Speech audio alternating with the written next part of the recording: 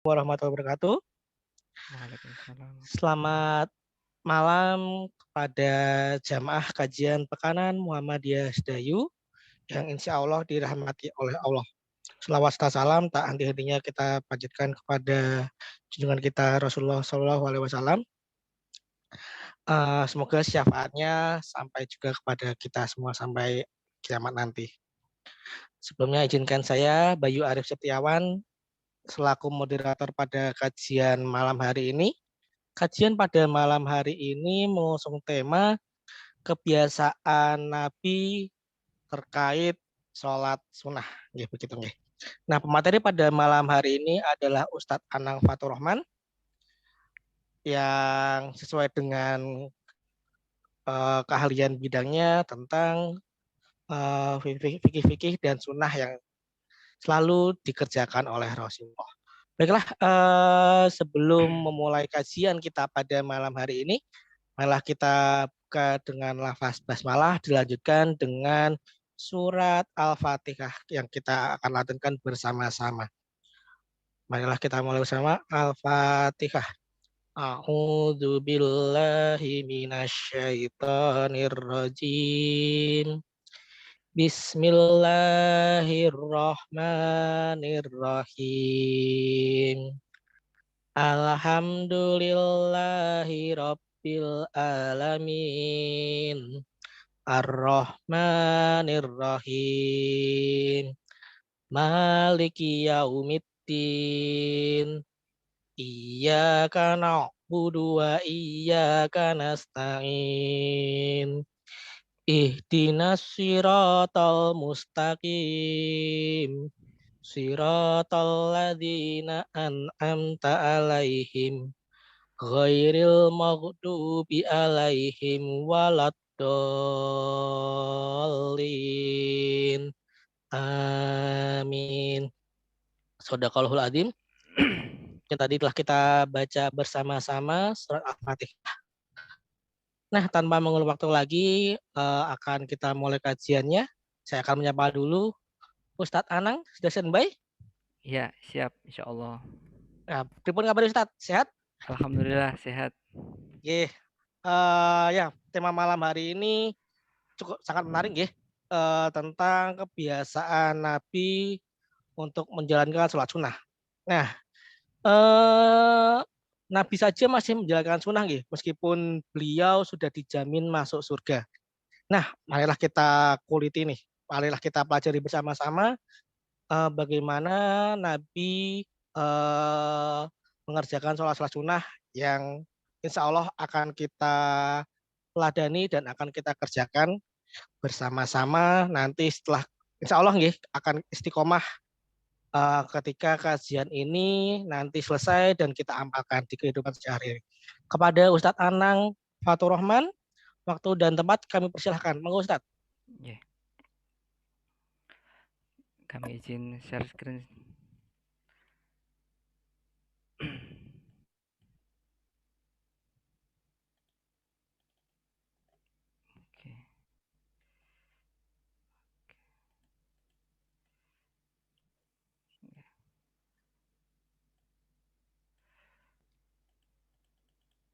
Oke. Assalamualaikum warahmatullahi wabarakatuh. Waalaikumsalam warahmatullahi wabarakatuh. Alhamdulillahilladzi hadana lil ilam wa ikhtara lana khairal anam Muhammadin alaihi salatu wassalam. Subhanaka la ilma lana illa ma 'allamtana innaka antal alimul hakim. Allahumma ya muallima Adam wa Ibrahim 'allimna wa ya mufhima Sulaiman fahimna. Allahumma 'allimna bima yanfa'una wanfa'na bima 'allamtana wa zidna ilman. Allahumma rzuqna fahman nabiyyin wa hifdhan mursalin wa ilhaman malaikatal muqarrabin. Amin amma ba'd. Yang kami hormati jajaran pimpinan cabang Muhammadiyah Sedayu, maupun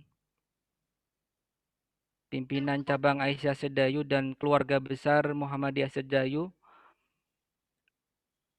Bapak Ibu dimanapun berada, kepada guru-guru kami, sahabat-sahabat kami yang berkenan rawuh menghadiri majelis virtual ini. Meskipun saya yakin malam Jumat itu banyak pengajian, malam Jumat banyak kegiatan, tetapi menyempatkan untuk sama-sama rawuh untuk kita belajar bersama pada kesempatan malam hari ini. Mudah-mudahan Allah Subhanahu wa taala memberikan keberkahan di dalam waktu yang singkat ini. Bapak Ibu yang kami hormati, rahimani wa rahimakumullah, sesuai tema yang akan kita pelajari bersama pada kesempatan malam hari ini, yaitu tentang melanjutkan tentang 165 kebiasaan baginda Nabi Muhammad Shallallahu Alaihi Wasallam. Kebiasaan yang pertama sampai yang kelima di kesempatan bulan lalu sudah kita pelajari, dan insya Allah ini kita akan melanjutkan kebiasaan yang ke-6 sampai yang ke-10 insya Allah. Mudah-mudahan Allah beri kita umur panjang, Allah beri kita kesempatan untuk bisa menyelesaikan paling tidak nih 165 kebiasaan Nabi Muhammad Shallallahu Alaihi Wasallam. Namun sebelum itu Bapak Ibu, kami mohon izin sekedar kita menyelingi karena banyaknya pertanyaan yang masuk kepada nomor kami yang berkaitan dengan bulan Rajab. Seperti yang Bapak Ibu ketahui bahwa kita sudah memasuki penghujung akhir dari bulan Jumadil Akhirah.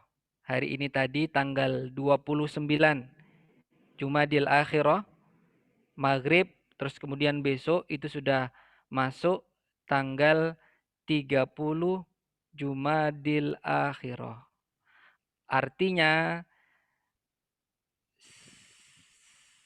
1 hari atau 2 hari lagi kita akan masuk di bulan Rajab. Seperti yang sudah beredar viral di media sosial, banyak sekali broadcast-broadcast, tulisan-tulisan, anjuran-anjuran yang untuk mengajak umat Islam untuk berpuasa tertentu di bulan Rajab, melakukan ibadah-ibadah tertentu di bulan Rajab. Tentu ini menjadi perhatian kita agar kaum muslimin, khususnya warga Muhammadiyah, memiliki kemantapan agar warga Muhammadiyah punya sikap di dalam melihat tema-tema yang diusung tersebut. Sebelum kita membahas tentang broadcast-broadcast yang isinya tentang puasa-puasa khusus di bulan Rajab, kita perlu mengenal bersama bahwa memang bulan Rajab itu merupakan bulan yang dimuliakan oleh Allah. Dasarnya surat At-Taubah ayat yang ke-36.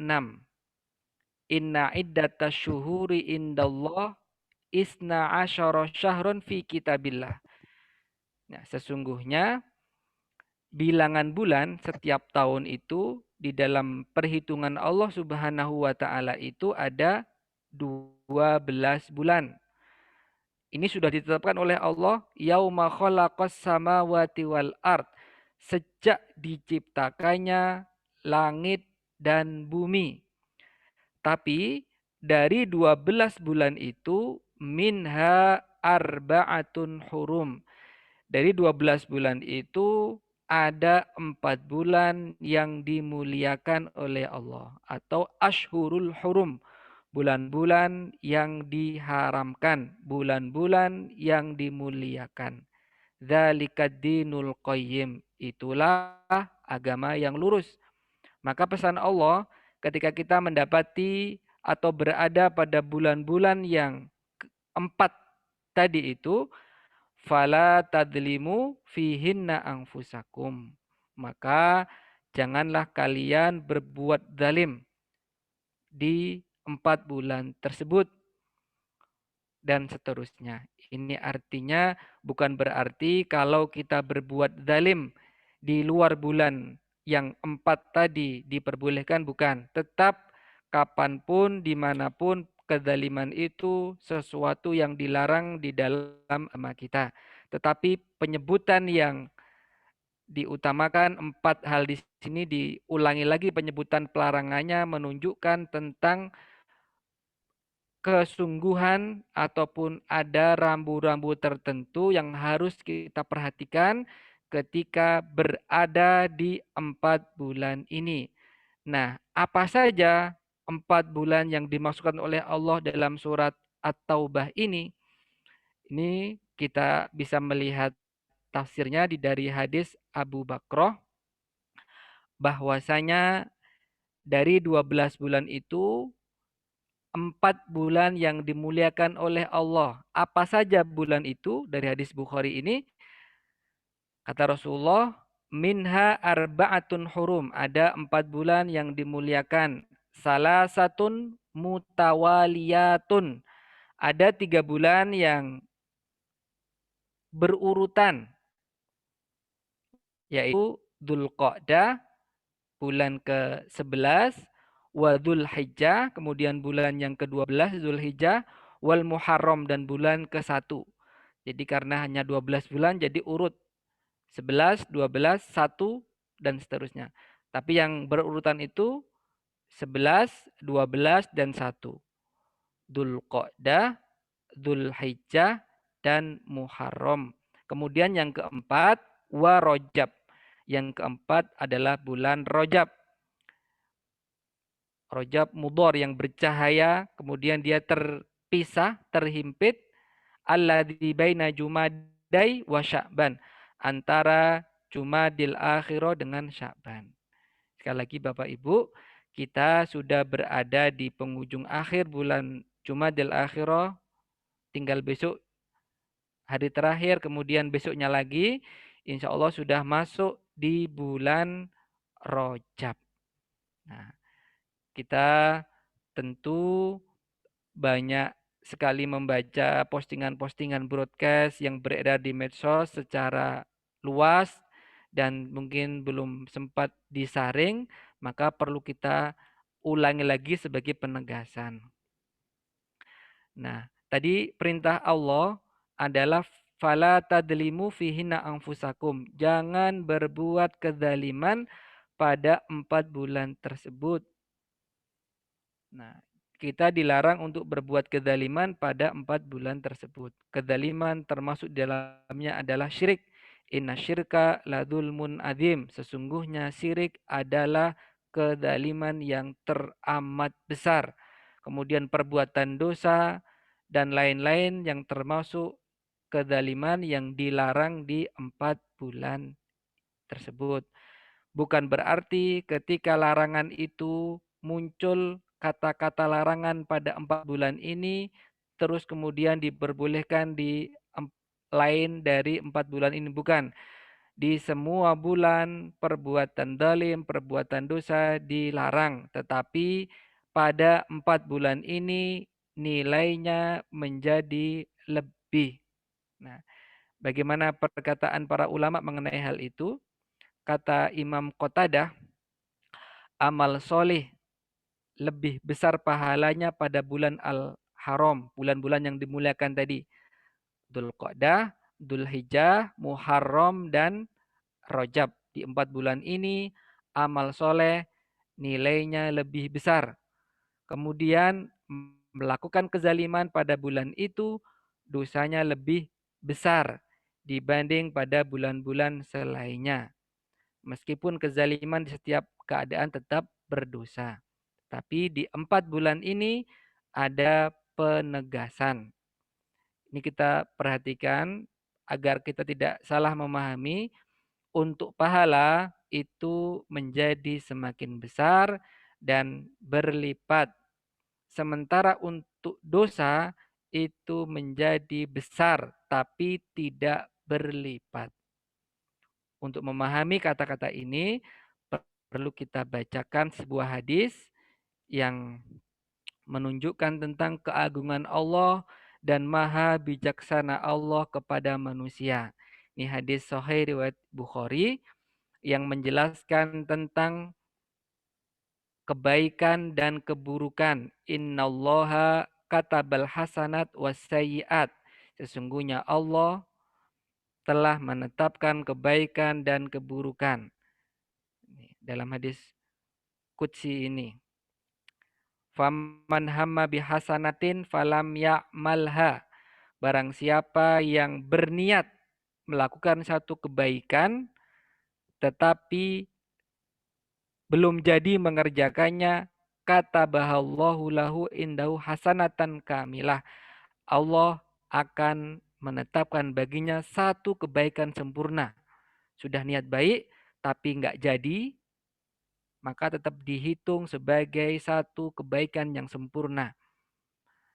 Fa'in huwa hamma biha fa'amilaha, tetapi bagi orang yang ingin berbuat baik, fa'amilaha, lalu dia mengerjakan kebaikan tersebut, kata bahallahu lahu indahu asyro hasanat, maka Allah akan melipatkan menjadi 10 pahala kebaikan.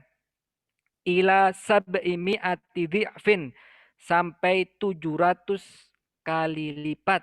Ila ad'afin kasiroh, sampai yang tidak terhingga. Jadi ada istilahnya pahala tanpa batas. Orang yang berbuat baik, berniat baik, nggak jadi mengerjakan, tetap dihitung satu kebaikan. Makanya banyak-banyaklah punya niat baik. Kemudian apabila dia jadi mengerjakan, maka akan dilipatkan menjadi 10 pahala kebaikan, bahkan 700 dan bahkan tidak terhingga. Jadi contohnya ada orang-orang yang diberi pahala tanpa batas. Innama yuwaffas sabiruna ajrohum bighairi hisab. Sesungguhnya Allah akan memberikan pahala kepada orang-orang yang sabar tanpa batas. Nih, kalau analogi yang mudah kita sebagai misalkan kita bekerja karyawan ataupun apa, kita mendapatkan gaji tanpa batas. Berarti sangat besar sekali nilainya. Kalau ini lebih daripada itu, yaitu pahala yang tanpa batas. Tetapi kata Allah dalam hadis qudsi ini, waman hamma bisayyi'atin, barang siapa yang menginginkan atau berniat akan melakukan satu keburukan, falam ya'malha, tapi nggak jadi dia mengerjakan keburukan itu, kata bahallahu indahu hasanatan kamilah. Dia mendapatkan pahala satu kebaikan sempurna. Pahalanya kenapa? Karena dia telah menang melawan hawa nafsunya. Sudah ingin melakukan kejahatan tapi tidak jadi dikerjakan. Maka dia mendapatkan pahala. Kita lihat akhir dari hadis qudsi ini. Fa'in huwa hamma biha. Apabila ada orang yang berniat untuk melakukan satu keburukan, satu kejahatan, fa'amilaha, lalu dia mengerjakan keburukan itu, kata bahallahu lahu sayyi'atan wahidatan, maka Allah akan menulis baginya satu keburukan. Bisa dibayangkan betapa Allah Subhanahu wa taala Maha Rahman, Maha Rahim, Maha Penyayang kepada kita sebagai hamba yang lemah ini. Kalau berbuat kebaikan, kalau berniat berbuat baik, nggak jadi dikerjakan, dapat satu pahala. Dikerjakan, akan mendapatkan 10 pahala, 700 kali lipat, bahkan sampai tidak terhingga. Allah memberikan dengan sangat dermawan kepada hambanya. Tapi kalau itu keburukan, niat keburukan, nggak jadi dikerjakan, dapat satu pahala melawan nafsu yang ada dalam diri kita. Kalau jadi dikerjakan keburukan itu, maka kita dihitung satu dosa. Bukan seperti pahala yang dilipatkan menjadi 10, 700 bahkan tak terhingga. Inilah Allah Subhanahu wa taala Maha baik kepada kita. Jadi sekali lagi kita mengulang tadi ya, untuk perbuatan dosa di bulan-bulan Al-Haram, dosanya menjadi besar tapi tidak berlipat. Tapi untuk pahala dia besar dan dilipatkan oleh Allah Subhanahu wa taala. Kenapa menjadi besar? Menjadi besar karena ini bulan-bulan yang dispesialkan oleh Allah Subhanahu wa taala. Analogi sederhana yang sering saya bawakan itu seperti kalau ada, mohon maaf, misalkan pencuri sama-sama mencuri dengan jumlah yang sama, tetapi yang satu mencuri di rumah gubernur dan yang satu mencuri di rumah petani yang tidak dikenal, tentunya ini lebih heboh orang yang mencuri di rumah gubernur, sekalipun jumlahnya sama, sekalipun kerugian juga sama. Karena 4 bulan ini dimuliakan oleh Allah.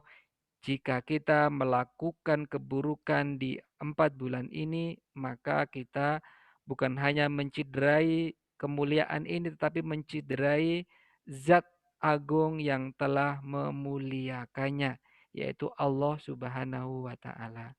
Ini Bapak Ibu, alhamdulillah untuk terjemahannya sudah kami cantumkan.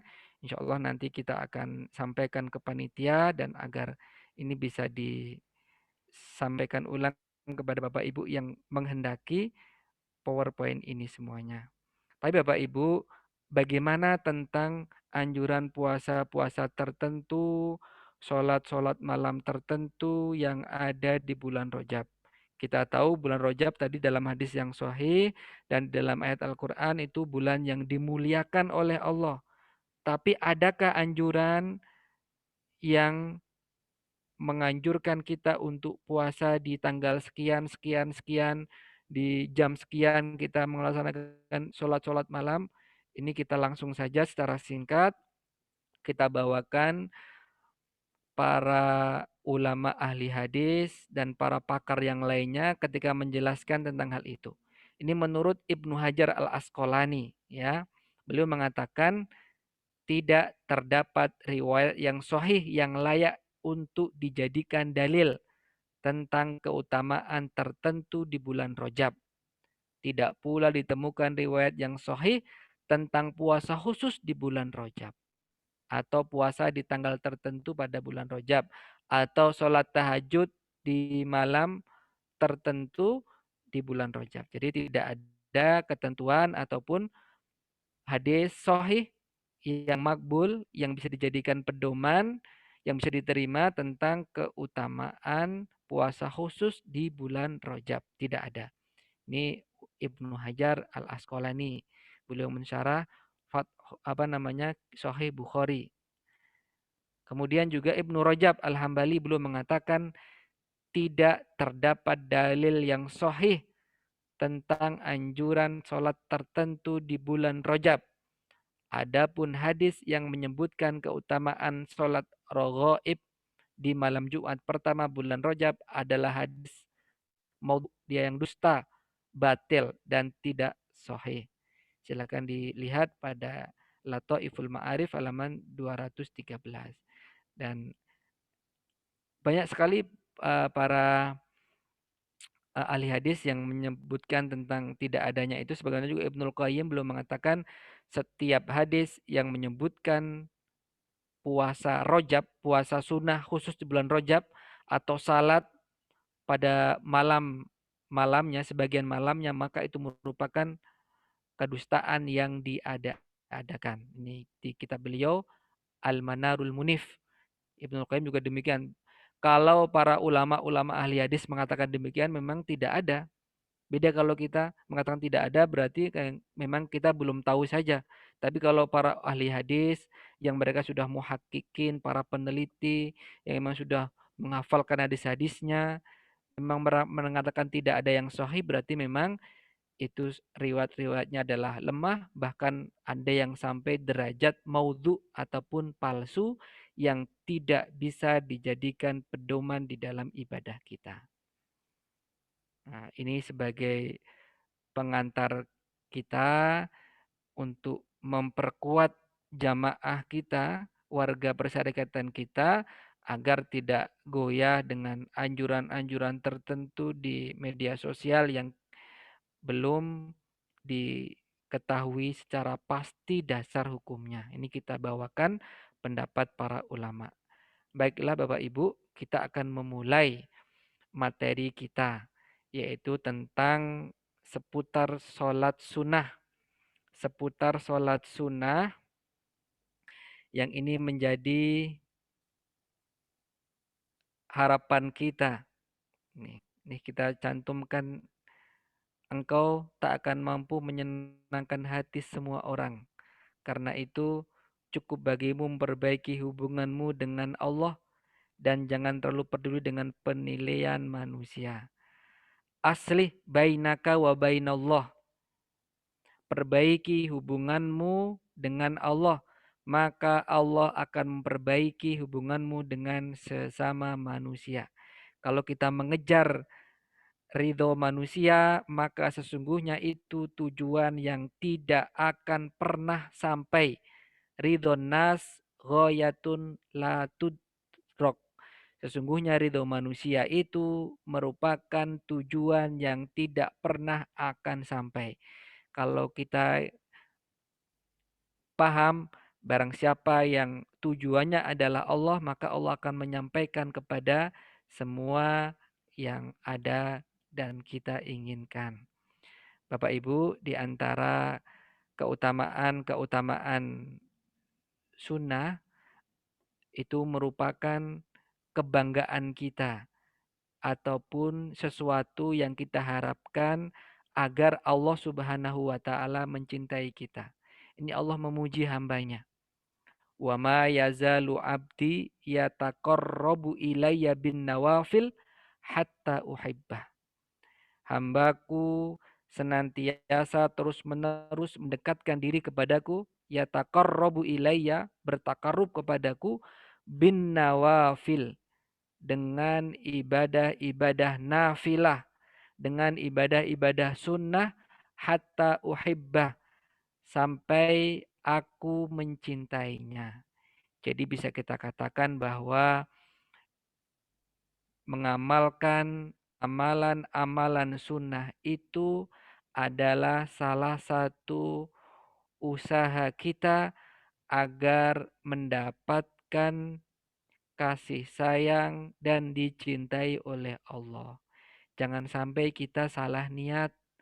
Banyak Bapak Ibu di antara mungkin tetangga-tetangga kita, saudara-saudara kita, mereka kepleset sedikit ya, beramal dengan amalan akhirat, tetapi motivasinya motivasi dunia. Saya puasa sunnah biar enteng jodohnya. Saya pengen menghatamkan Al-Quran setiap bulan agar sukses karirnya.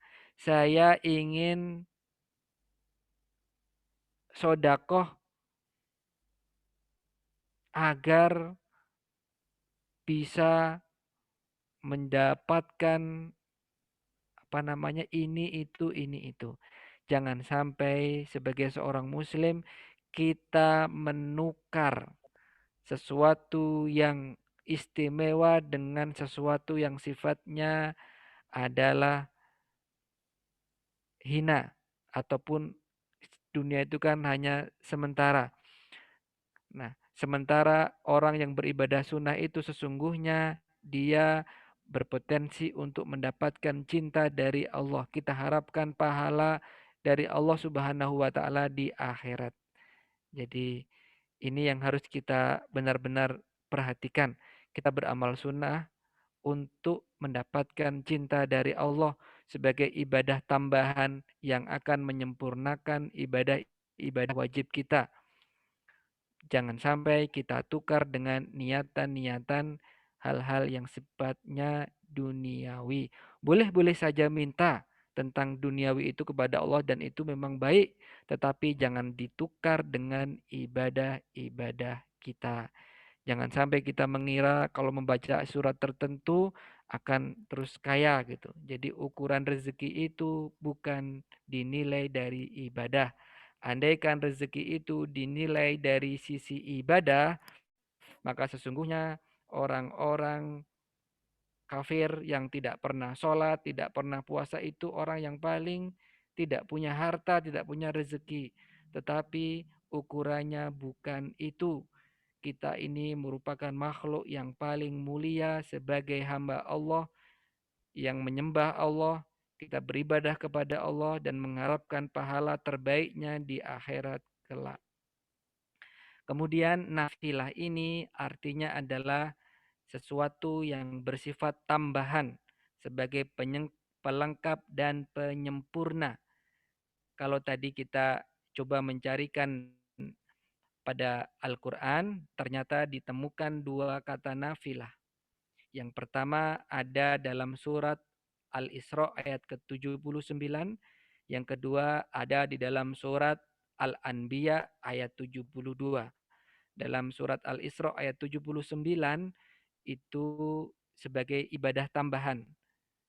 Allah perintahkan kepada Nabi Muhammad, wa minal laili fatahajjat bihi. Wahai Muhammad, di antara sebagian malam itu tunaikanlah sholat tahajud nafilatal lak sebagai ibadah tambahan.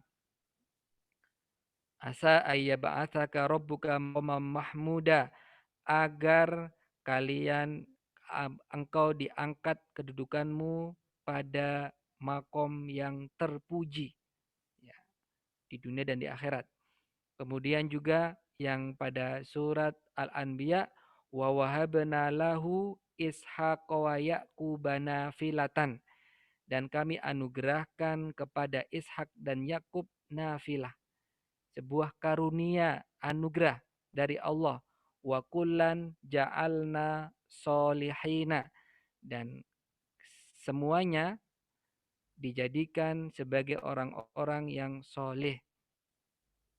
Jadi ada dua makna dari kumpulan ayat-ayat ini. Yang pertama sebagai ibadah tambahan, yang kedua suatu anugerah.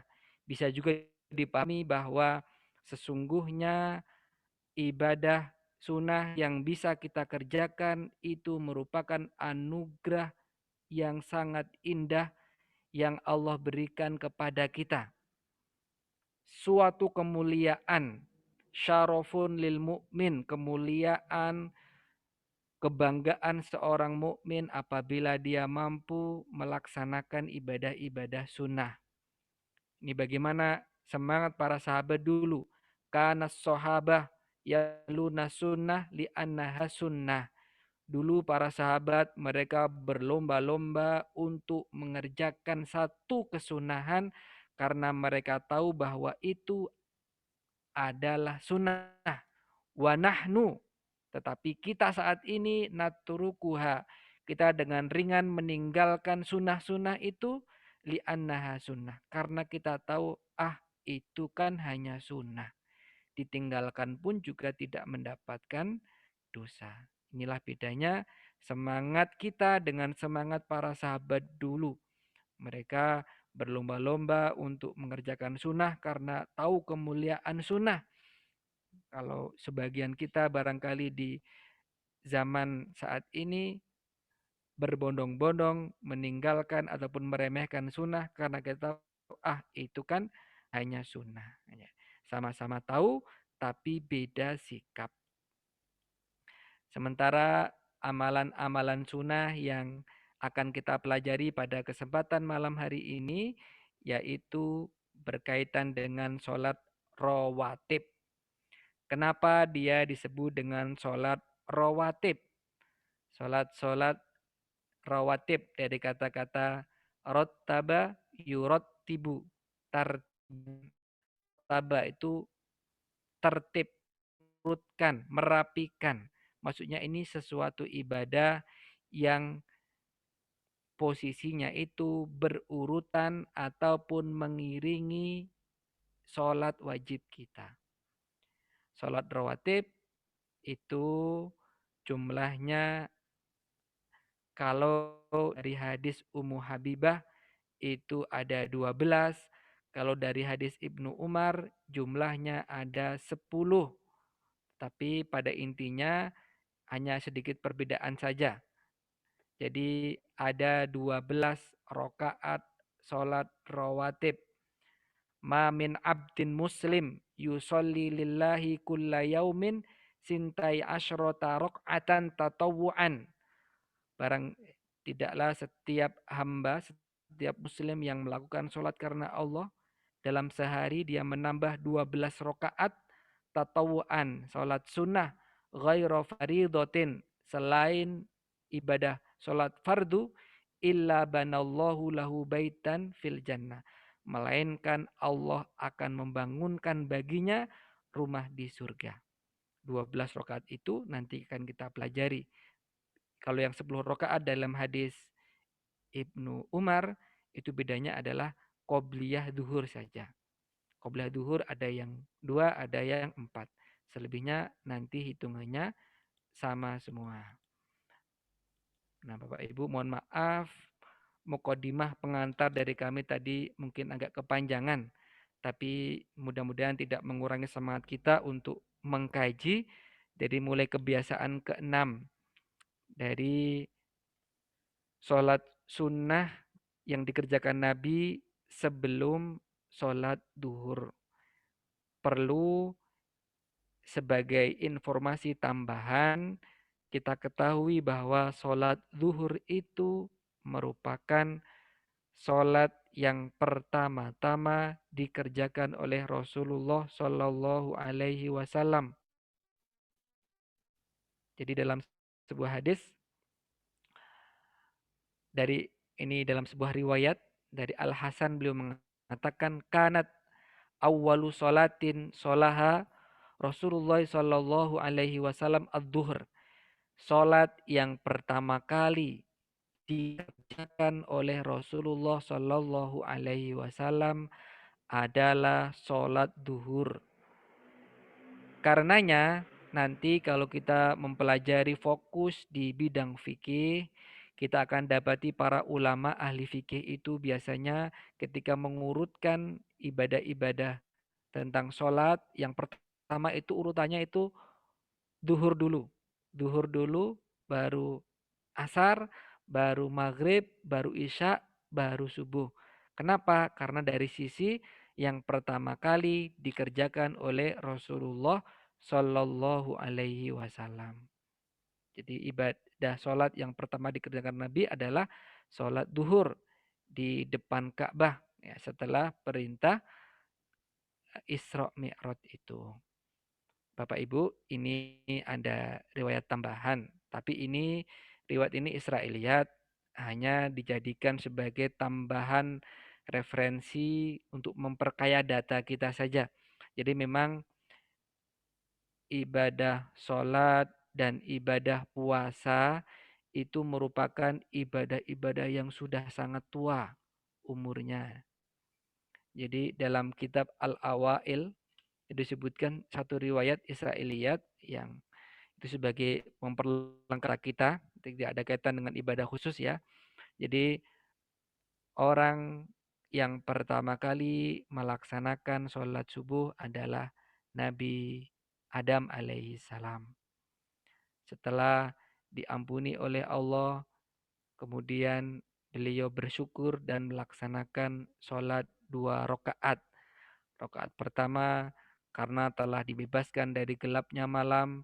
Rakaat yang kedua karena bersyukur akan datangnya hari yang mulai terang. Kemudian juga disebutkan bahwa orang yang melakukan sholat duhur pertama kali adalah Nabiullah Ibrahim alaihi salam. Beliau bersyukur kepada Allah setelah korban yang seharusnya putranya Ismail diganti oleh Allah wa fadainahu bidzibhin adzim. Allah ganti dengan domba yang besar. Tapi kemudian Nabi Ibrahim sholat di siang hari sebanyak 4 rakaat sebagai syukurnya kepada Allah Subhanahu wa taala. Di riwayat ini juga disebutkan bahwa orang yang pertama kali melaksanakan sholat asar adalah Nabiullah Yunus alaihi salam. Dia bersyukur kepada Allah telah dikeluarkan dari 4 kegelapan, sehingganya ia melaksanakan sholat 4 rakaat di waktu asar. Diselamatkan dari kegelapan telah meninggalkan umatnya, diselamatkan dari kegelapan dasar laut, diselamatkan dari kegelapan malam hari karena sudah bermalam-malam lama sekali berada dalam perut ikan, dan yang keempat diselamatkan dari Ya Ustaz. Oh, dalam lebur itu ya. perut Ustaz, ikan, lebur. ikan nun. Ya, Ustaz. ya. Kemudian orang yang pertama kali melaksanakan sholat maghrib adalah Nabi Isa alaihi salam, karena diselamatkan dari kebodohan dan kejahilan umatnya. Kemudian yang pertama kali melaksanakan sholat Isya adalah Nabi Musa. Ini semua dari Israiliyat yang bisa dibuka di kitab Al-Awail. Sebagai memperlengkap data saja, tapi bukan sebagai dasar pedoman. Yang kita pedomani bahwa yang pertama kali melaksanakan eh, sholat yang pertama kali dikerjakan oleh Rasulullah Shallallahu Alaihi Wasallam adalah sholat duhur, sehingga dalam beberapa hadis disebutkan sholat duhur itu disebut dengan sholat ula, sholat yang pertama. Contohnya dalam hadis Tobroni ini, man sholat duha arba'an, barang siapa yang sholat duha sebanyak 4 rakaat, wa qoblal ula arba'an, dan sebelum sholat duhur, ini qoblal duhur arba'an, banallahu lahu baitan fil jannah. Allah akan membangunkan rumah baginya, rumah di surga. Ini hadis Tobroni dengan derajat yang hasan menurut penelitian Syekh Albani. Kebiasaan yang keenam dari Rasulullah Shallallahu Alaihi Wasallam, beliau senantiasa melaksanakan sholat qobliyah duhur sebanyak 4 rakaat. Dalilnya dari Ummul Mukminin Aisyah radhiyallahu anha, kata beliau, kana la yada'u arba'an qabla duhri. Rasulullah Shallallahu alaihi wasallam tidak pernah meninggalkan 4 rakaat sebelum duhur. Ini yang menjadikan jumlahnya ada 12, karena sebelum duhur dikerjakan sebanyak 4 rakaat. Ini tadi dari Aisyah. Kemudian hadis selanjutnya yang sempat kita sampaikan di awal mukadimah tadi, dalam hadis Ibnu Umar disebutkan bahwasanya Rasulullah Shallallahu Alaihi Wasallam melaksanakan sholat 2 rakaat sebelum duhur.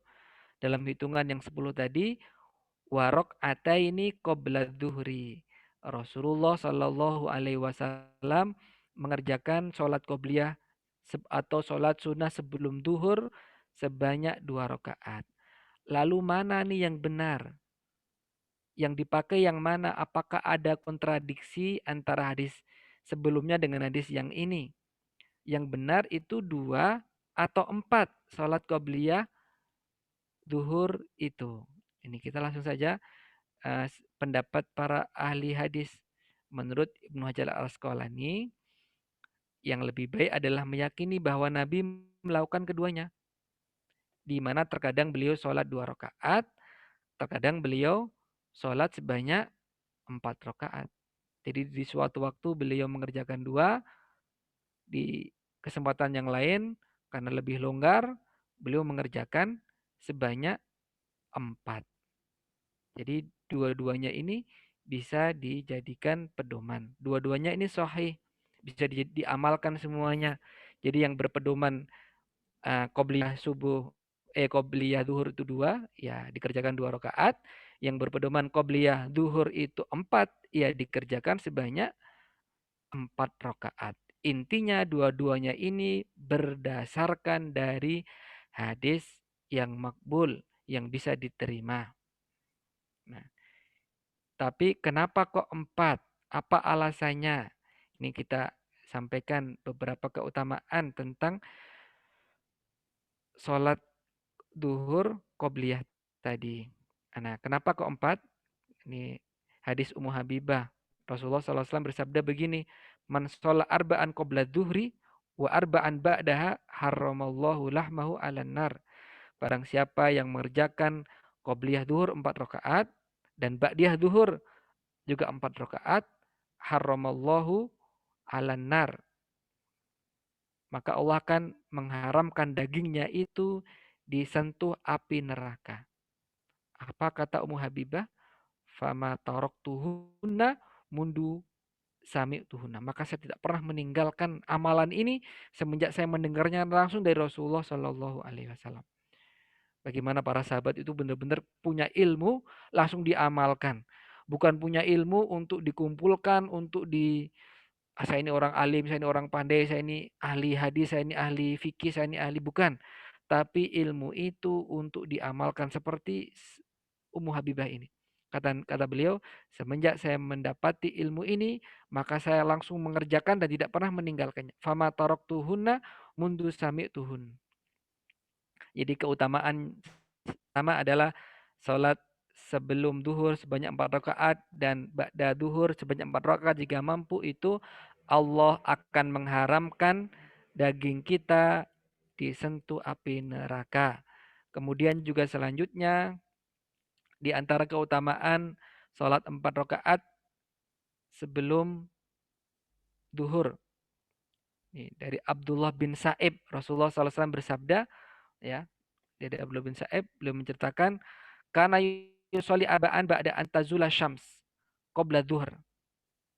Rasulullah SAW mengerjakan sholat 4 rakaat setelah tergelincir matahari. Sudah adzan, sudah masuk waktu duhur.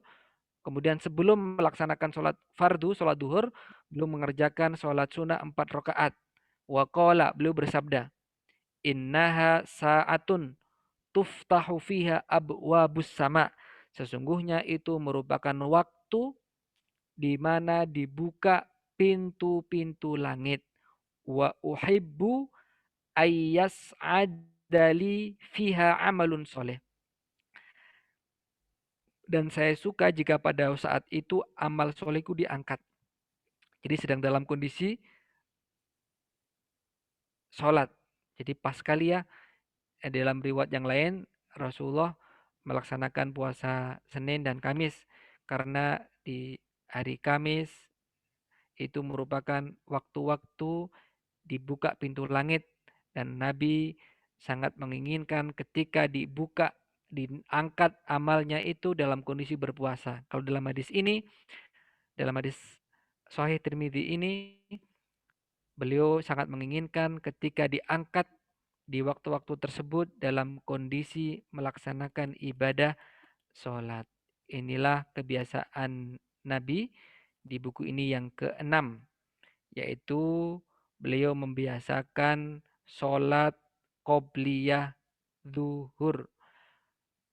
Sholat qobliyah zuhur baik 2 rakaat maupun 4 rakaat. Jika dalam kondisi lapang bisa dikerjakan 4 rakaat. Jika dalam kondisi sempit ataupun kesibukan tertentu maka bisa dikerjakan 2 rakaat. Lalu apa kebiasaan baginda Nabi Shallallahu Alaihi Wasallam yang ketujuh? Yang ketujuh, kebiasaan beliau adalah mengganti 4 rakaat setelah zuhur jika tidak sempat sholat sebelumnya. Ini di beberapa masjid kita dapati antara waktu azan dengan qomat itu sangat cepat sekali. Jadi Mungkin ketika adzan dia sudah berwudu di rumah, kemudian ketika sampai masjid tiba-tiba sudah qomat karena waktunya cepat sekali. Bayangkan begitu. Nah, kalau nggak sempat, ini jadi solusi. Jadi Nabi itu jika melakukan sesuatu, beliau terbiasa untuk mengerjakan dengan istiqomah.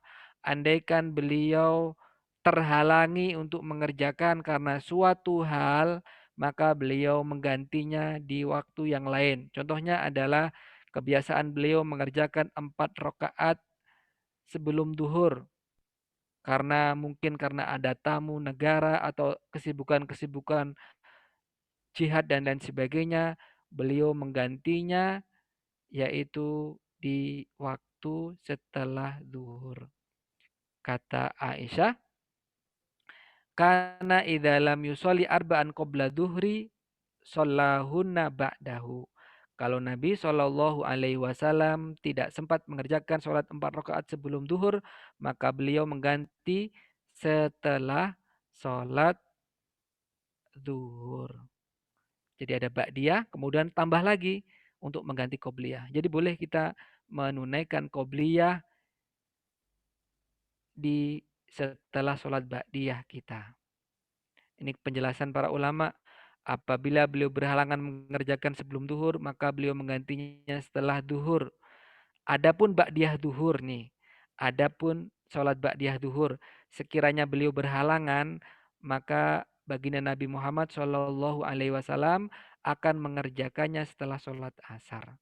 Jadi kalau Bapak Ibu mendapati satu riwayat bahwasanya Nabi Shallallahu Alaihi Wasallam sholat setelah asar dalam hadis yang sahih itu bukan berarti ada sholat setelah asar, bukan, tapi itu sebagai qadha ataupun pengganti dari ibadah rutin yang beliau pegangi.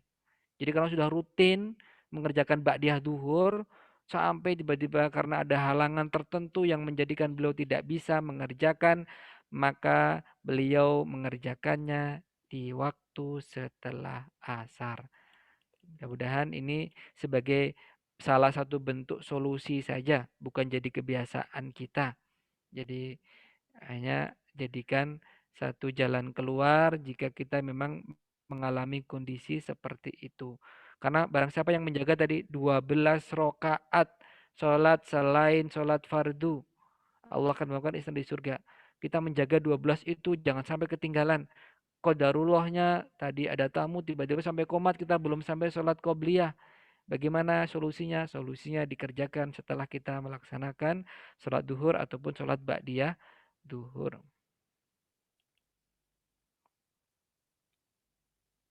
Nah, bagaimana jika safar atau sakit? Nah, kalau safar atau sakit, sesungguhnya itu merupakan rukhsah dari Allah. Jadi, idza maridul abdu au safar. Apabila orang itu sakit atau bepergian, nggak sempat mengerjakan amal yang biasa dia tunaikan, kutiba lahu mislu makana ya'malu muqiman sahihan, maka dia tetap mendapatkan pahala sebagaimana dia biasa mengerjakan di waktu ketika dia dalam kondisi sehat dan dalam kondisi mukim tidak safar. Jadi kalau orang safar itu sholatnya ya dikosor. Orang safar sudah tidak mengerjakan lagi sholat qobliyah, sholat ba'diyah. Kenapa? Karena yang fardu saja sudah dikosor jadi 2, masa kita tambah lagi? Ya, begitu. Kecuali sholat qobliyah subuh. Sebagaimana keterangan yang sudah pernah kita sampaikan. Kemudian selanjutnya Bapak Ibu, kebiasaan Nabi Shallallahu Alaihi Wasallam yang ke-8. Yang ke-8 tadi, yang ke-6 qobliyah duhur 4 rakaat.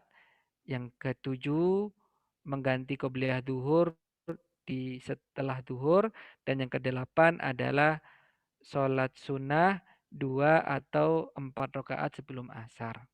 Hadisnya, mohon maaf Bapak Ibu, ini bukan termasuk di antara yang sholat rawatib.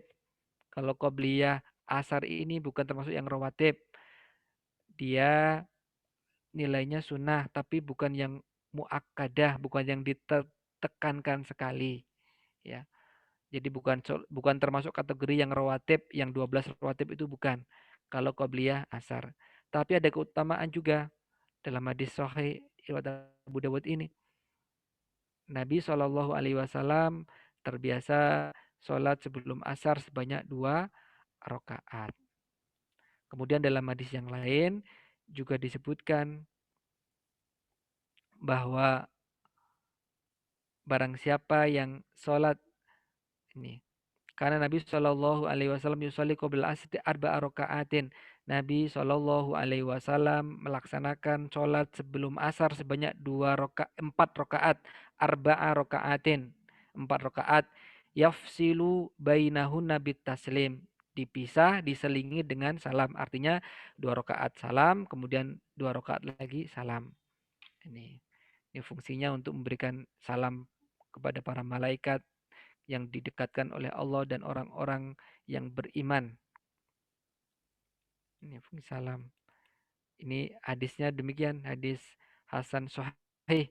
Ini pembahasan kalau Imam Abu Isa ini kunyah nama panggilan dari Imam At-Tirmidzi, belum mengatakan hadis ini derajatnya Hasan Sahih. Hadis ini sesungguhnya hadis Hasan. Derajatnya di bawah sedikit dari Sahih. Nah, hadis Hasan, tapi hadis yang makbul kan Hasan itu, tetapi karena Hasannya itu banyak, jadi dia naik menjadi Hasan li ghairihi. Hasan karena faktor yang lain. Kalau Imam At-Tirmidzi punya mustolahat atau istilah khusus, ya, yaitu Hasan Sahih. Maksudnya hadis Hasan yang naik derajatnya menjadi Sahih karena banyaknya jalurnya. Gitu. Kemudian hadis yang lain ini dari Ibnu Umar, Nabi bersabda, rahimallahu mro'an sholla qoblal asri arba'an. Semoga Allah merahmati, semoga Allah menyayangi orang yang sholat 4 rakaat sebelum asar. Ini kalau kita mengharapkan rahmat Allah, coba kita kejar ini amalan ini. Orang ini kalau sudah mendapatkan rahmat Allah, selesai urusan. Ya, dunia kita nggak kesampaian, nggak masalah. Orang itu kalau sudah dirahmati oleh Allah, diampuni dosanya, sudah selesai. Orang yang paling susah kan faman zuhziha anin nar. Orang yang dijauhkan, diselamatkan dari neraka, wa udkhilal jannah, dan nanti akhirnya dimasukkan ke surga, faqad faz, maka dia orang yang beruntung, orang yang sukses tuh itu. Maka mari kita kejar Bapak Ibu. Ini kalau kita sempat punya waktu, mari kita tunaikan ini. Kenapa kita nggak rindu ini? Rahimallahu mro'an sholla qoblal asri arba'an. Mudah-mudahan Allah merahmati, mudah-mudahan Allah menyayangi orang yang mengerjakan sholat 4 rakaat, 2 rakaat salam, 2 rakaat salam sebelum sholat asar. Hadis ini derajatnya Hasan Gharib. Hadis ini hadis Hasan, derajatnya di bawah sedikit. Kapan-kapan kita singgung lah, tapi nanti takutnya kepanjangan kalau kita membahas ilmu hadis juga. Dia gharib, ada hadis yang gharib, ada yang aziz, ada yang masyhur.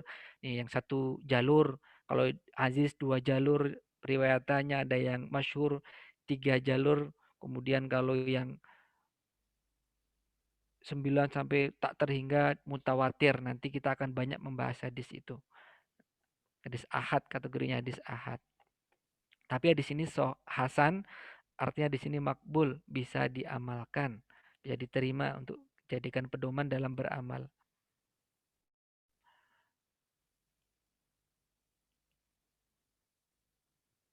Nah, kemudian selanjutnya ini kata Ibnu Alan di dalam Nuzhatul Muttaqin belum menyebutkan keterangan demikian.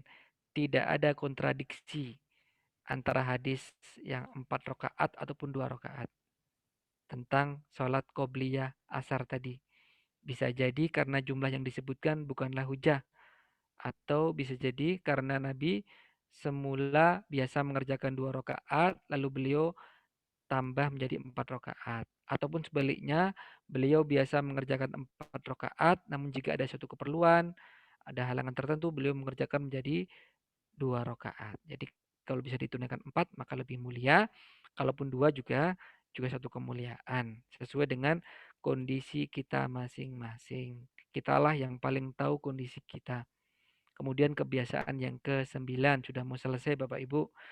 Yang ke-9, kebiasaan Rasulullah Shallallahu Alaihi Wasallam adalah sholat sunnah 2 rakaat sudah maghrib. Nah, kalau ini memang termasuk di antara 12 sholat rawatib. Ya. Fayusalli rakaataini wa yusalli Nabi sholat maghrib sebanyak 2 rakaat dalam hadis riwayat Muslim itu. Jadi Nabi Shallallahu Alaihi Wasallam beliau mengerjakan sholat ba'diyah maghrib itu sebanyak 2 rakaat. Rakaat pertama setelah Al-Fatihah membaca Al-Kafirun. Rakaat yang kedua setelah Al-Fatihah membaca Al-Ikhlas. Sama seperti bacaan yang disunahkan dalam sholat qobliyah subuh. Inilah kebiasaan ke-9 dari baginda Nabi Shallallahu Alaihi Wasallam. Kemudian yang terakhir Bapak Ibu, ini kita sudah, mohon maaf sudah lewat ya jamnya, kita percepat ya, sudah jam 9 lebih, ini sudah melewati batas waktu kita. Yang terakhir Bapak Ibu, yang ke-10, kebiasaan Nabi Shallallahu Alaihi Wasallam adalah sholat sunnah setelah Isya. Hadis yang pertama, Nabi melaksanakan sholat sunnah sebanyak 2 rakaat. Kalau kita buka di kitab-kitab fikih para ulama, misalkan Said Sabiq dalam fikih sunnahnya dan para ulama yang lain menyebutkan hadis-hadis ini tentang Nabi Shallallahu Alaihi Wasallam mengerjakan sholat setelah Isya sebanyak 2 rakaat. Adapun hadis-hadis yang menyebutkan tentang Nabi mengerjakan 4 rakaat ataupun anjuran-anjuran tertentu itu kebanyakan riwayatnya lemah. Tapi ada satu asar. Ini perkataan Abdullah ibnu Mas'ud.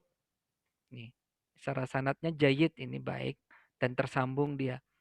Nih, barang siapa man sholla ba'dal isya la ya man sholla arba'an ba'dal isya. Barang siapa yang mengerjakan sholat 4 rakaat setelah isya, la yafsilu bainahunna bit taslim. Tidak memisah di antara 4 tadi itu dengan salam di tengah-tengah. Maksudnya langsung 4 sekali baru salam di akhir. Maka dia mendapat pahala seperti di malam Lailatul Qadar. Nah, ini satu, tapi masih diperselisihkan di antara para ulama. Tapi yang jelas, yang tidak dipungkiri yang 2 rakaat tadi. 2 rakaat sholat ba'diyah Isya. Sebagai penutup Bapak Ibu dari 10 kebiasaan-kebiasaan baginda Nabi Shallallahu Alaihi Wasallam tadi, perlu kita sebutkan ini sebagai agar kita ini semakin mempelajari, semakin bisa memilah prioritas yang penting untuk kita utamakan. Jadi tingkatan ibadah sunnah ditinjau dari sisi praktik yang dibiasakan oleh baginda Nabi Muhammad Sallallahu Alaihi Wasallam. Apa itu? Jadi yang pertama, yang tidak pernah ditinggalkan Nabi, baik ketika beliau mukim maupun safar, baik saat beliau dalam kondisi tidak bepergian, apalagi bepergian. Apa saja itu? Di antara contohnya adalah puasa bid, puasa 3 hari tiap bulan itu meskipun safar, Nabi tetap mengerjakan coba. Kemudian qobliyah subuh. Qobliyah subuh juga tetap dikerjakan oleh Rasulullah Shallallahu Alaihi Wasallam. Witir, sholat lail, ini yang tidak pernah dikerjakan. Maka kalau Bapak Ibu nanti dimudahkan oleh Allah atau sudah yang pernah berangkat haji, kan di Mina itu kan suasananya longgar. Tapi kenapa kok anjurannya di KBIH Aisyah tidak ada anjuran tuntunan untuk melaksanakan qobliyah dan ba'diyah? Padahal kan waktunya cuma di situ saja dan nggak ngapa-ngapain, cuma lempar jumroh dan banyaknya makan, zikir, di situ saja tidur. Ya itulah karena kita berusaha mencontoh Nabi. Jadi yang tidak pernah ditinggalkan Nabi kan termasuk safar itu. Jadi beliau tetap puasa bid, beliau tetap qobliyah subuh, witir tetap dikerjakan. Tapi untuk rawatib Nabi tidak mengerjakan. Kenapa? Karena yang fardu saja di qashar menjadi 2, 4 jadi 2, masa dikit tambah lagi. Ya lebih utama kita sempurnakan seharusnya. Tapi begitulah sunnah Nabi yang harus kita pedomani untuk kita ikuti. Ini yang kedua, selalu dikerjakan saat mukim. Nah, saat Nabi nggak bepergian, beliau menjaga betul puasa Senin Kamis, kemudian 12 rakaat atau 10 rakaat rawatib tadi. Kalau Ibnul Qayyim menguatkan 10 rakaat dalam Zadul Ma'ad itu 10 rakaat. Ada yang lain menguatkan 12 rakaat. Yang bedanya cuma satu tadi. Jadi 12 rakaat itu apa aja? 2 rakaat. Ini yang 12 ya. Yang 12 itu mulai dari 4 rakaat sebelum duhur. Kemudian 2 rakaat setelah duhur. Kemudian 2 rakaat setelah maghrib. Kemudian 2 rakaat setelah isya. Dan 2 rakaat setelah subuh, 12.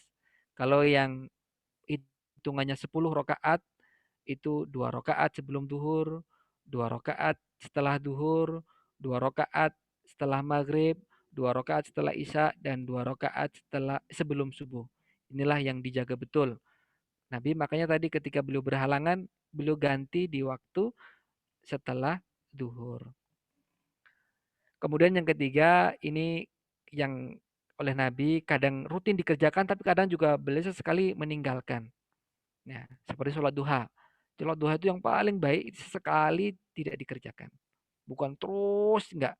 Ya sesekali kita tidak, itu juga ada nilai sunnahnya. Nilai sunnahnya sesekali tidak dikerjakan. Karena Nabi juga mengerjakan rutin, tapi sesekali Nabi juga meninggalkan. Kemudian juga wudhu setiap kali sholat. Itu kan sunnah. Kan Nabi SAW yatawaddo likulli sholah. Nabi itu berwudhu setiap kali akan sholat. Meskipun dalam kondisi suci. Masih belum batal wudhu lagi kalau masuk waktu sholat. Ini sunnah. Tapi Nabi juga pernah yusolli sholawatin biwudu'in wahid. Nabi juga pernah sholat lebih dari satu waktu sholat tapi dengan satu kali wudhu. Nah, dua-duanya ini juga boleh seperti kemudian juga puasa mutlak. Puasa mutlak ini juga ya pokoknya puasa sunnah saja, puasa mutlak. Misalkan ya kan Nabi ketika bertanya kepada istrinya, istri-istri beliau, hal indakum min to'am, apakah ada makanan? Enggak ada wahai Rasulullah. Maka idan ana shaim. Kalau gitu saya mau puasa saja. Ini puasa mutlak. Ini syaratnya memang dari subuh kita belum makan, belum minum. Syaratnya itu.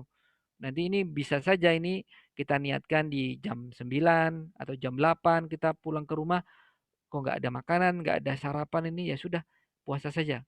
Ini boleh namanya puasa mutlak. Ya, puasa mutlak. Kalau puasa sunnah itu niatnya boleh ya sebelum duhur jam 9 itu nggak apa-apa. Selama kita memang dari subuh belum makan. Tapi kalau puasa wajib niatnya memang harus dari waktu subuh atau enggak malam harinya. Man lam yubayyitis siyama minal lail fala siyamalahu. Siapa yang tidak meniatkan puasa sejak malam hari, ini untuk puasa wajib, maka tidak ada puasa baginya. Kalau puasa sunnah, maka boleh-boleh saja dia meniatkan di waktu duha, selama memang sejak subuh dia belum makan, belum minum. Tapi pahalanya, hitungannya mulai dari ketika dia niat. Kalau dia niat jam 10, ya sudah. Dari jam 10 maghrib, itulah hitungan pahala yang akan dia dapatkan.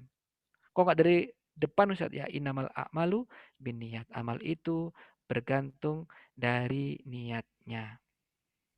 Tapi ini keringanan untuk puasa sunnah boleh dikerjakan. Ini kami ambil dari kitab Tajridul Ittiba fi Bayan Asbab Tafadul Al-A'mal. Syekh Ibrahim Ar-Ruhaili rahimahullahu taala. Ini sedikit tambahan lagi Bapak Ibu, sedikit sekali sebagai tambahan. Ini sebagai ibadah-ibadah sunnah itu begini, kaidahnya agar kita semakin bisa memahami. Ada satu kaidah begini, maka na aksaru fi'lan kana aksaru fadlan. Semakin banyak yang kita kerjakan, maka dia akan semakin banyak keutamaannya. Ya.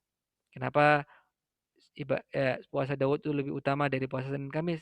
Ya karena memang dari sisi jumlahnya lebih banyak. Ya semakin banyak maka semakin baik. Kenapa ngaji 3 juz sehari lebih baik daripada yang 1 halaman ya, karena memang jumlahnya semakin banyak. Ini berasal dari satu hadis, ajruki ala qadri nasobik.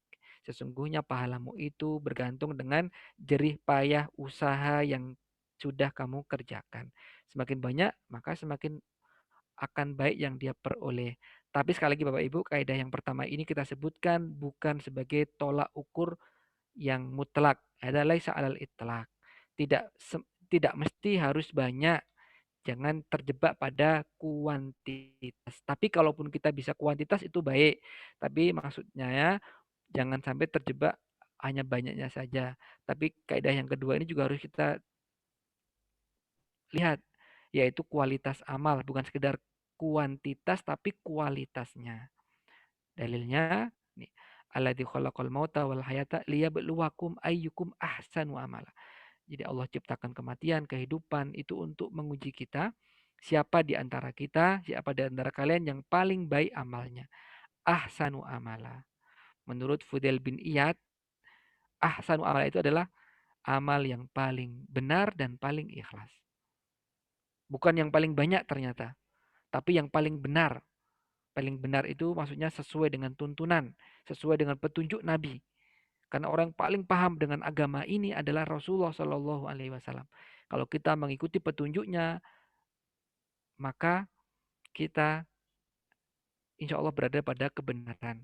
Kemudian yang kedua juga yang paling ikhlas.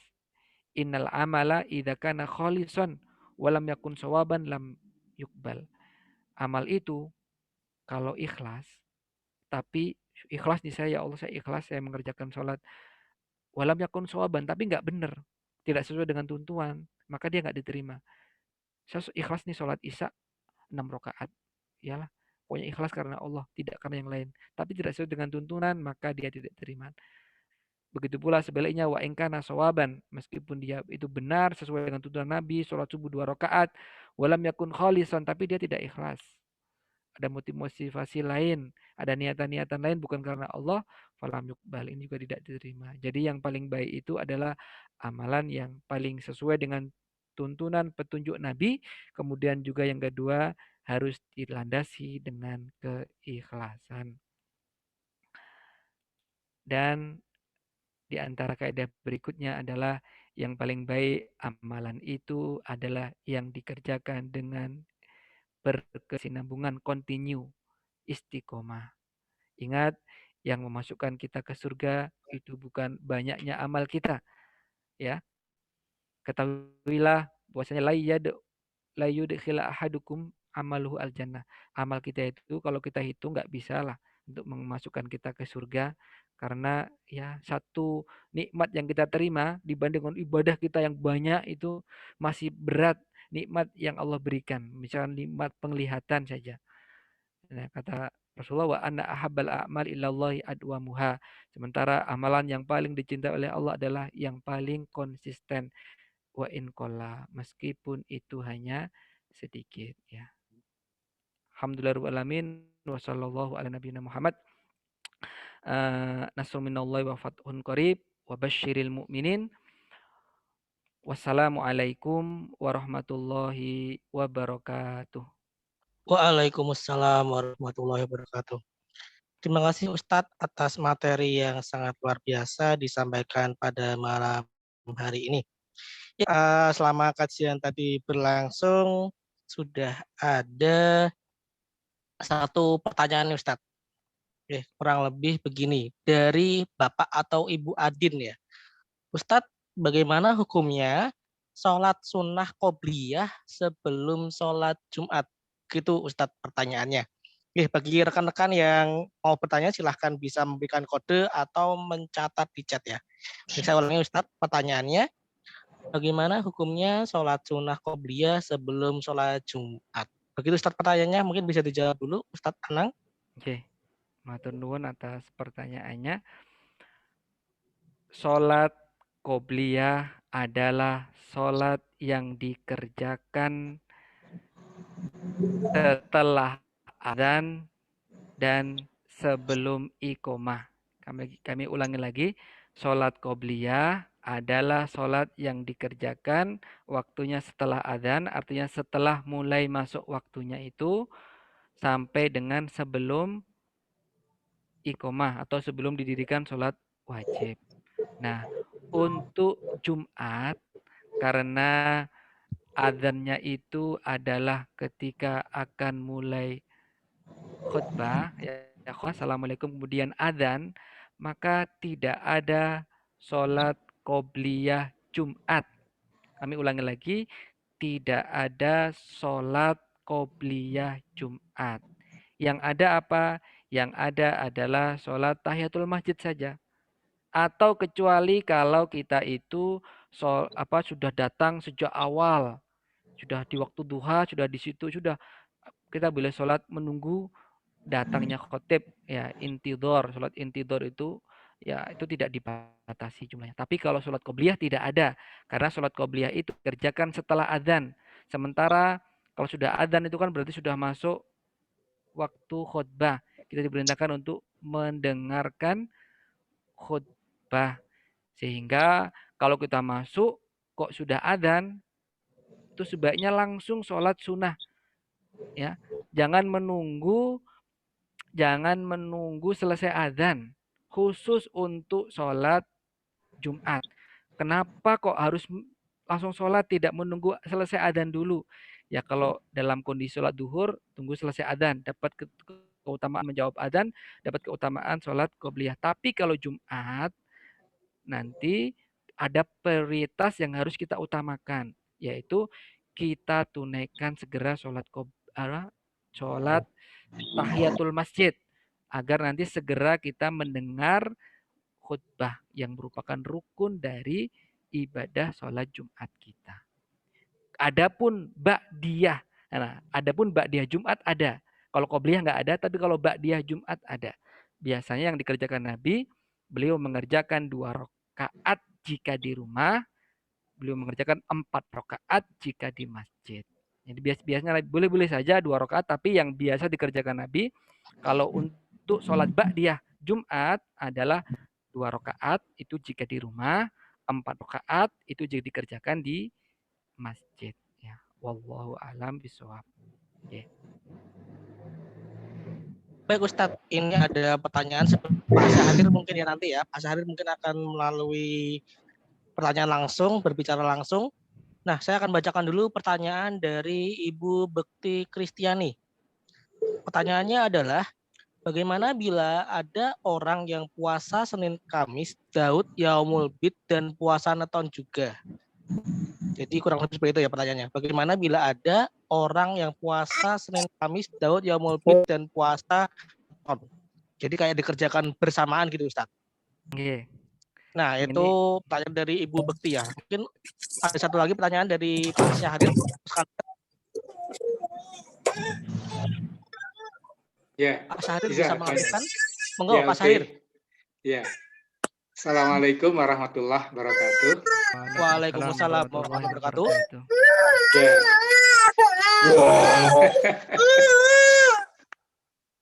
Ya, pertanyaan saya yang pertama, ini kan di musim hujan ini kan kita sering ya salat maghrib terus hujan lalu kita jamak dengan isya. Nah, pertanyaannya apakah ada salat sunnah rawatib ba'diyah kalau kita menjamak salat maghrib isya itu? Kalaupun ada, kira-kira niatnya salat sunnah ba'diyah maghrib apa salat sunnah rawatib isya? Nah, itu niatnya. Kalau ada, tapi ada apa tidak? Itu pertanyaan yang pertama. Kemudian yang kedua, ini kan ada istilah sunnah ghairu muakkadah sama sunnah muakkadah. Maksudnya ghairu muakkadah itu apakah Rasulullah pernah mengerjakan tapi tidak terus-menerus, atau Rasulullah tidak pernah mengerjakan tapi boleh. Nah, itu yang maksud ghairu muakkadah itu sebenarnya yang mana? Nah, yang terakhir Ustaz Anang tadi kan boleh kita melakukan sholat sunnah yang sering kita kerjakan tapi tidak sempat kita kerjakan, seperti umpamanya di duhur sering kita kerjakan tapi karena nggak sempat lalu kita ngerjakannya setelah. Nah, berarti kalau setelah itu, apakah niat kita itu kita sebutkan ini sholat sunnah rawatib qobliyah. Nah, karena kita ngerjakannya setelah sholat duhur. Gitu. Terima kasih, Ustaz Rana. Oke. Baik, mau Ada, dijawab dulu Ustaz, mungkin nggih. 2. Ya, ini 2 pertanyaan tapi 4 pertanyaan nggih. Yang pertama Nggih. dari Ibu Bekti yang tentang tadi tentang puasa Daud, kemudian puasa Senin Kamis, puasa Bid, puasa Weton nggih. Nggih. Yang pertama puasa Weton, puasa di hari lahir. Itu bukan termasuk kesunahan. Memang Nabi SAW beliau berpuasa di hari lahir beliau. Ya, kenapa beliau puasa Senin? Karena dzaka yaumun wulidtu. Itulah hari di mana aku dilahirkan. Kebetulan hari Senin itu hari di mana Nabi dilahirkan. Hari Senin Nabi diangkat menjadi nabi. Kemudian bahkan ada yang meributkan beliau juga meninggal di hari Senin. Jadi hari Senin itu hari istimewa bagi Rasulullah SAW, beliau berpuasa. Jadi kalau kita ngikuti sunnahnya ya kita puasa di hari Senin itu, bukan kita puasa di hari lahir kita.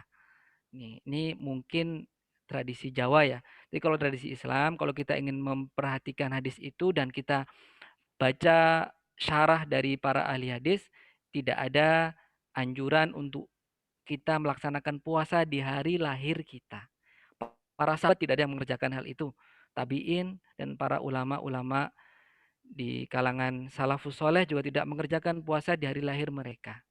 Ya, jadi sunahnya itu bukan puasa di hari lahir kita, tapi puasa di ketika Rasulullah berpuasa di hari Senin di hari lahir beliau Shallallahu Alaihi Wasallam. Nah, kemudian bagaimana tentang menjamak puasa-puasa sunnah tadi? Puasa Bid, puasa Senin Kamis, puasa Hud. Nah, kalau Bid sama Senin Kamis masih bisa digabung. Ya tasawwar, masih ada kalau Bapak Ibu ya memperhatikan di Masjid Nabawi, Masjidil Haram itu biasa kan setiap puasa Senin Kamis dan setiap Bid itu disediakan hidangan buka puasa. Jadi memang tidak ada kontradiksi. Imam Ahmad pun beliau sampai menjaga betul ini, menjaga betul puasa Bid sama puasa Senin Kamis sampai beliau di penjara. Setelah keluar dari penjara beliau puasa terus. Nah, kalau untuk puasa Daud, maka dia sesungguhnya puasa yang paling tinggi tingkatan puasa sunnah. Maka tidak perlu ditambah-tambah lagi. Kata Nabi, wala tazid, jangan ditambah. Meskipun kita mampu. Meskipun kita mampu. Nah, sesungguhnya kalau orang sudah puasa Daud, itu sesungguhnya dia sudah mendapatkan pahala Senin Kamis, sudah mendapatkan pahala Bid, kan sudah terlewati itu. Karena dia memang kalau puasa Daud itu kan syaratnya sehari berbuka, sehari berpuasa. Senin puasa, Selasa buka, Rabu puasa, Kamis berbuka. Meskipun Kamis ini keutamaan ini Mas. Masa saya nggak boleh puasa? Ya ini kalau kita ingin menjaga ritme puasa Daud ya sehari berbuka dan sehari berpuasa dan itu yang paling afdol afdolusiam ya puasa sunnah yang paling mulia adalah puasa Daud. Nah, sholat sunnah yang paling mulia adalah sholatnya Nabi Daud. Ya, maksudnya setengah malam sholat setengah malam digunakan untuk tidur. Jadi kalau jawaban kami sebatas yang kami ketahui tidak ada anjuran untuk menjamak semua jenis puasa. Kalau udah puasa Daud maka sudah tidak dikerjakan yang lainnya. Insya Allah tetap dapat pahala Senin Kamis, terdapat pahala bidnya. Tapi tidak usah dikerjakan lagi. Memang kadang-kadang kita tuh aduh nafsu ini syahwah khofiyahnya kita ingin wah kita mampu ini kita juga masa ini kemis eman-eman tapi kalau kita ingin memang Daud konsisten itu ya sudah sehari berbuka sehari berpuasa kalau enggak ya sudah Senin Kamis yang rutin bagus banget jangan jangan terjebak dengan jumlah ya jangan terjebak dengan kuantitas ya tapi kualitas nih Abu Hurairah sahabat yang paling ahli hadis itu kan 5374 hadisnya itu beliau puasanya apa puasa bid tiap bulan. Luar biasa. Kemudian beberapa sahabat yang lain jaga betul itu. Jadi puasa bid yang ditunaikan dengan baik itu sudah pahalanya sudah seperti puasa 1 abad jika setiap bulan dia berpuasa. Nah, ini makanya kalau ibadah itu kita yang mampu kita kerjakan, kita istiqomahi. Kita tunaikan dengan istiqomah, jangan terjebak dengan jumlah. Jangan terjebak dengan jumlah, tapi berusahalah seikhlas mungkin, sebaik mungkin dan istiqomah dengan pilihan kita. Kalau kita terjebak dengan jumlah ya, jangan pakai hitungan matematika karena kita pasti kalah dengan nikmat Allah. Nah, ini untuk pertanyaan yang pertama. Kemudian yang kedua dari Ustadz Syahrir tadi berkaitan dengan pertama sholat ini nggih, sholat ketika dalam kondisi dijamak, mungkin karena maghrib isya hujan, jadi jamak mator, jamak karena hujan. Terus kesempatan sholatnya di mana? Kesempatan sholatnya ini kita bukakan dalam pendapat Imam Nawawi dan para ulama yang lainnya, tetap ada kesempatan untuk melaksanakan sholat qobliyah maghrib. Kapan sholat qobliyah maghrib? Sholat qobliyah maghribnya dikerjakan setelah sholat jamak isya. Jamak isya selesai, kita masih bisa mengerjakan sholat ba'diyah maghrib. Niatan di hati kita ini untuk mengganti maghrib tadi. Kemudian setelahnya baru ba'diyah isya. Kalau mau tambah witir juga sudah boleh. Meskipun kalau dihitung ini sebenarnya belum masuk waktu isya. Tapi karena sudah kita jamak, sudah terhukumi isya. Jadi kita sudah bisa mengerjakan ba'diyah maghrib. Kemudian ba'diyah isya. Sudah boleh kita mengerjakan sholat witir. Meskipun belum adzan isya. Tapi karena tadi kita sudah mengerjakan sholat isya secara hukumnya. Karena secara hukum kita sudah mengerjakan sholat isya karena sudah dijamak. Kemudian selanjutnya tentang apa tadi? Sholat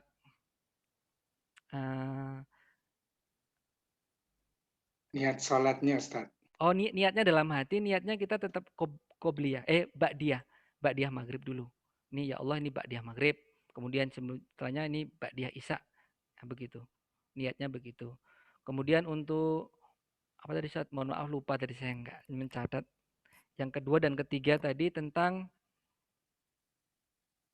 sholat sunnah yang kita kerjakan karena kebiasaan kita ngerjakan sunnah qobliyah, tapi terus kita kerjakan ba'diyah. Nah, itu niatnya itu disebutkan nggak niat qobliyahnya itu? Ya, niatnya dalam hati kita ya kita niatkan ini untuk mengganti qobliyah yang terlewatkan. Karena benar-benar ingin menjaga 10 rakaat selain yang fardu atau 12 rakaat selain yang fardu sesuai pilihan kita tadi. Tadi tentang sholat sunnah yang pas hujan tadi, Ustaz. Apakah ada pendapat ulama yang mengatakan tidak ada sholat sunnah setelah kita menjamak sholat karena hujan tadi itu? Oh, tidak ada pendapat yang mengatakan tidak ada sholat sunnah. Itu hanya salah memahami. Yang tidak ada itu tidak ada sholat rawatib setelah sholat qashar. Tapi kalau jamak itu masih ada. Kalau jamak itu kan karena suatu kebutuhan tertentu dan jumlahnya juga masih utuh, maka tetap berlaku sholat rawatibnya. Bisa ditunaikan. Tapi kalau sholat qashar, ini kan karena kondisi safar, kondisi kesulitan, dan kita yang tadinya 4 rakaat menjadi 2 rakaat, maka tidak ada sholat sunnah setelah sholat qashar. Itu maksudnya. Tapi kebanyakan karena biasanya jamak itu dengan qashar terus dihukumi sama padahal beda. Jamak itu hukumnya sendiri, qashar hukumnya sendiri. Kalau digabungkan jamak qashar itu lain lagi.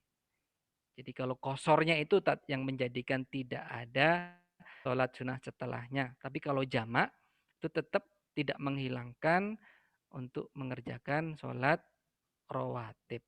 Wallahu a'lam. Baik Ustadz, apakah masih bisa main pertanyaan? Ini masih ada 3 pertanyaan lagi. Tiga-tiganya Ya, baik ya. Akan saya bacakan secara cepat mungkin ya. Dari nggak ada namanya, tapi dari merek HP-nya, dari Honor nih ya. Bagaimana Ustadz jika sholat sudah dimulai, tapi berasa pengen buang gas atau kentut, sebaiknya menahan kentut atau membatalkan sholat? Ya, Sekali lagi, ini pertanyaan pertama. ya, Bagaimana Ustadz jika sholat sudah dimulai, tapi berasa pengen buang gas atau kentut atau halangan yang membatalkan sholat ya intinya ya? ya, Apakah menahan supaya tidak batal atau gimana baiknya? ya. Lalu yang kedua Ini satu-satu dulu, dari Ustadz, bentar oh Ustadz. baik, Saya kurang bisa menangkap semuanya. Satu-satu dulu nih. oke, baik satu-satu nggih. Baik itu Eh, tadi kalau monggo untuk Ustaz jawab dulu. seperti ini, ya la solata bihadrati to'am wala huwa yudafiul akhbasan. Tidak ada solat bagi orang yang hadir disediakan makanan saat itu atau menahan apa namanya dua hal yang keluar mau baik kentut maupun kencing dan lain sebagainya. Ini maksudnya tidak utama, tapi ini dilihat kondisinya. Pertama, sesungguhnya kentut itu termasuk yang udur. Orang buang hajat karena belet, itu udur dia bisa meninggalkan jamaah. Tapi karena dia benar-benar ingin menjaga keutamaan apa namanya ingin mengejar tidak tertinggal takbiratul ihramnya imam selama 40 hari misalkan dalam hadis yang kuat itu, maka ini dilihat kondisinya. Jika kentutnya ini masih maksudnya bisa ditahan, sesuatu yang ringan. Maksudnya ringan, masih mampu kita menahan tanpa harus merasa kesulitan, maka boleh kita menahan. Apalagi kalau sudah sampai akhir sholat, hampir mau selesai ini, kerasa kentut. Kalau masih mampu ditahan, ditahan. Tapi kalau kita menahan itu dalam kondisi yang sudah sangat berat sekali, sudah sampai gerak-gerak agak kuatnya sampai seperti nggak tahan lagi itu. Nah, itu yang jelas-jelas membatalkan sholat kita. Nah, tapi kalau masih mampu ditahan ya nggak masalah dan itu sesuatu yang ringan. Insya Allah tidak mengapa. Nah, begitu. Kemudian insya Baik, Allah begitu. Ya, yang kedua, nggih. Ini ada satu orang dua pertanyaan Ustaz. Pertanyaan dari Pak Didi Irawan. Ini kaitannya dengan sholat sunnah nggih. Sholat sunnah yang 4 rakaat. Apakah mengerjakannya 2 rakaat salam atau langsung 4 rakaat salam Ustaz? Itu pertanyaan yang pertama. Lalu pertanyaan yang kedua, sholat sunnah ba'diyah dilakukan lebih utama setelah zikir atau langsung sunnah setelah sholat wajib Ustaz? ya, Begitu pertanyaan Ustaz. ya terima kasih. Untuk sholat ini mana yang lebih utama? Yang lebih utama kalau dari kaedahnya maka na aksaru fi'lan kana aksaru fadlan. Lebih banyak utamanya, lebih banyak dikerjakan, lebih banyak pahalanya. Kemudian yang lebih banyak apa namanya sholawatnya, tasyahudnya juga lebih utama.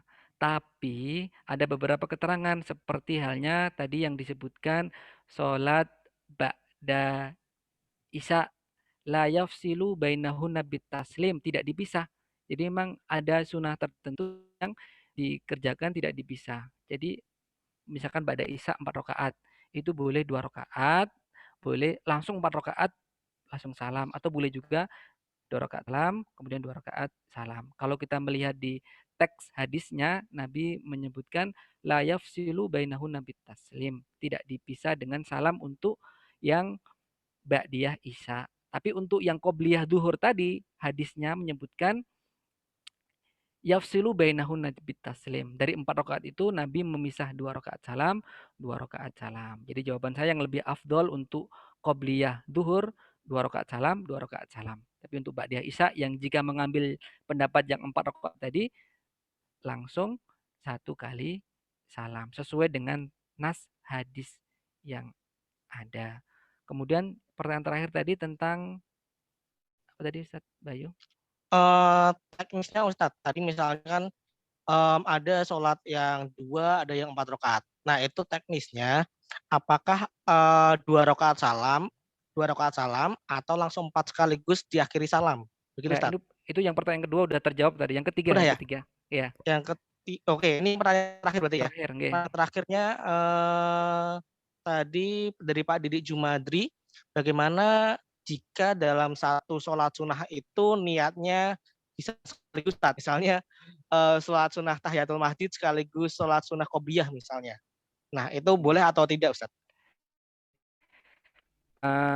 Dilihat dari jenis hadisnya. Kan idza atal masjid, tentang sholat, misalkan sholat tahiyatul masjid itu lebih umum sifatnya. Sifatnya lebih umum. Misalkan apabila kita datang pada masjid, fala yajlis hatta sholat. Jika kita masuk masjid, jangan duduk sampai kita melaksanakan sholat apa?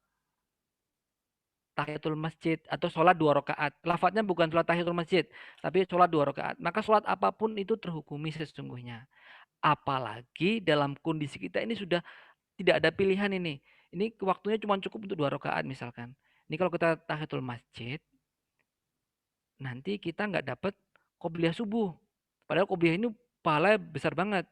Kalau kita qobliyah subuh, terus tahiyatul masjidnya kapan? Nah, maka sesungguhnya ini sudah bisa include. Kita niatkan saja yang paling utama. Maksudnya kita niatkan itu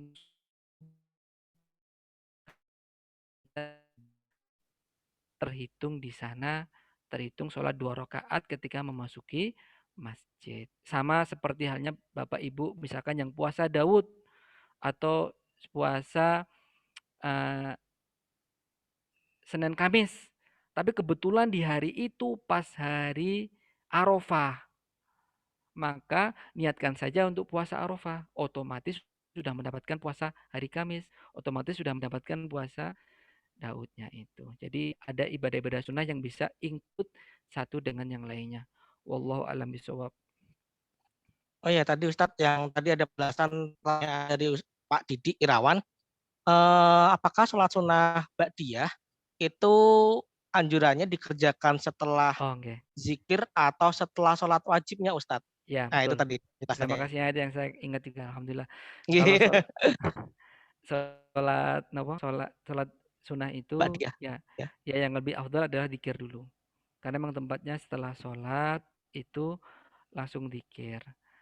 Tapi boleh-boleh saja dalam kondisi tertentu, nanti keburu batal, setelah selesai langsung sholat qobliyah nggak apa-apa, zikirnya setelah itu. Jadi kalau mau berurutan ya setelah sholat, waktunya kan yang terbaik tuntunannya berzikir dulu. Ya, astagfirullah, astagfirullah, astagfirullah, Allahumma antas salam, dan seterusnya. Itu kan yang utama begitu, yang dikerjakan Nabi. Nah, tapi dalam kondisi tertentu boleh-boleh saja kita, aduh, nanti daripada keburu batal atau keburu apa, kita sholat qobliyah dulu, nanti dikiranya sambil jalan, nggak apa-apa. Ladina yadhkurunallaha qiyaman wa qu'udan wa ala junubihim. Dikir itu boleh dalam kondisi duduk, berdiri, berbaring, bebas. Ya, ya begitu. Wallahu alam. Baik Ustadz, pertanyaan yang tercatat juga sudah habis. Alhamdulillahirrahmanirrahim, luar biasa. Kajian kita pada malam hari ini juga sudah tembus alhamdulillah 40 jamaah tadi tercatat, dan kebetulan terbanyak ya untuk yang selama ini kita jalani. Mudah-mudahan Bapak Ibu sekalian bisa istiqomah bersama-sama kami berada dalam kajian ilmu. Baik, karena sudah menginjak waktu malam juga nggih. Terima kasih kepada Bapak Ibu jamaah kajian Pekanan Muhammadiyah Sedayu atas partisipasinya menghadiri kajian pada malam hari ini. Semoga ilmu yang didapatkan oleh kita semua dan apa yang disampaikan oleh Ustadz Anang berfaedah, bermanfaat dan barokah untuk kita semuanya. Amin Allahumma amin. Baik, baiklah kita tutup acara kajian pada malam hari ini dengan mengucap lafaz hamdalah dan doa penutup majelis bersama-sama. Alhamdulillahirabbil alamin. Subhanakallahumma wa bihamdika asyhadu an la ilaha illa anta astaghfiruka wa atubu ilaik.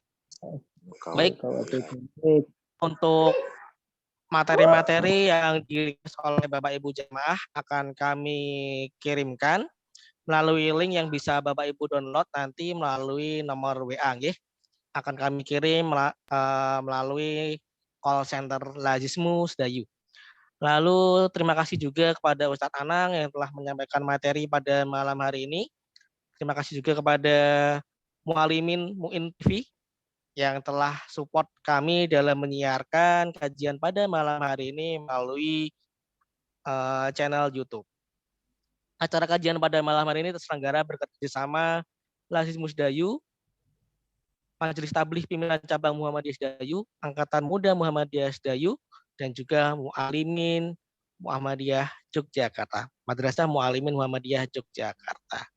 Baik, mengurang lagi, kami selaku tim yang petugas, jika ada kesalahan mohon maaf yang sebesar-besarnya.